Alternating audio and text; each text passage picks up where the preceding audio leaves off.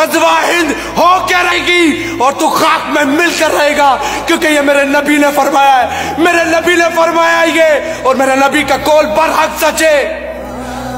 غزوہ ہند ہو کے رہے گی جس دن یہ ٹوٹے بکھرے مسلمان ایک ہو گئے۔ تم کہتے ہو نا کہ تم کیا کرو گے، میں کہتا ہوں تمہیں تھوک ماریں گے اور تم مرتے نظر آؤ گے۔ تم انتظار کرو کہ خدا را ان کے دلوں میں میری بات اتر جائے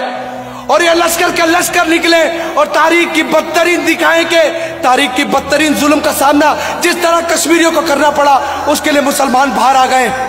مسلمان باہر آ گئے اپنے بہن بھائیوں کے لیے۔ وہ تنہا نہیں ہے، وہ تنہا نہیں ہے۔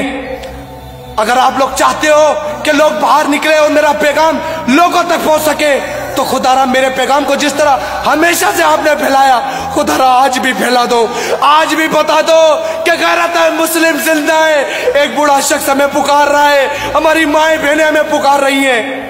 ہمیں ان کی آواز پر لبیک کہنا ہے کہ حجاج بن یوسف سے بھی ظالم ہو تم لوگ۔ اس نے تو وہ وقت کا ظالم ترین بادشاہ تھا، ایک بیٹی کے کہنے پر اس نے کہا لبیک لبیک بیٹی لبیک،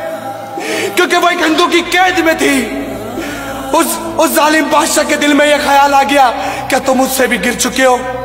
کیا تم مجھ سے بھی گر چکے ہو کہ تمہاری ماؤں بہنوں کی عظمتیں تار تار کی جا رہی ہیں، تمہارے بوڑھوں کو جوتوں کے نیچے رکھا جا رہا ہے اور تم خاموشی سے تماشا دیکھتے ہو۔ مسلمانوں جاگ اٹھو، خدا را جاگ اٹھو، کہ اس سے پہلے ایسا نہ ہو کہ اللہ تبارک و تعالیٰ اس بار ابابیل ہم پر بھیجے اور وہ کافروں کو چھوڑ کر ہمیں مارے، کیونکہ ہم نے اپنے مسلمانوں کو چھوڑ دیا، ہم نے اپنے بہن بھائیوں کو چھوڑ دیا، ہم نے ہر مسلمان کی آواز کو انسنا کر دیا۔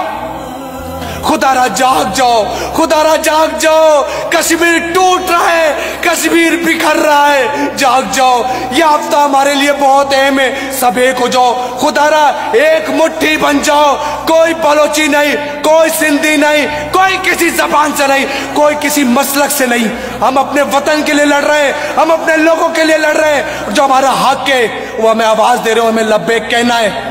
میں تمام دوستوں سے کہتا ہوں پیغام کو شیئر کرو جہاں تک ہو سکے۔ السلام علیکم ورحمۃ اللہ وبرکاتہ۔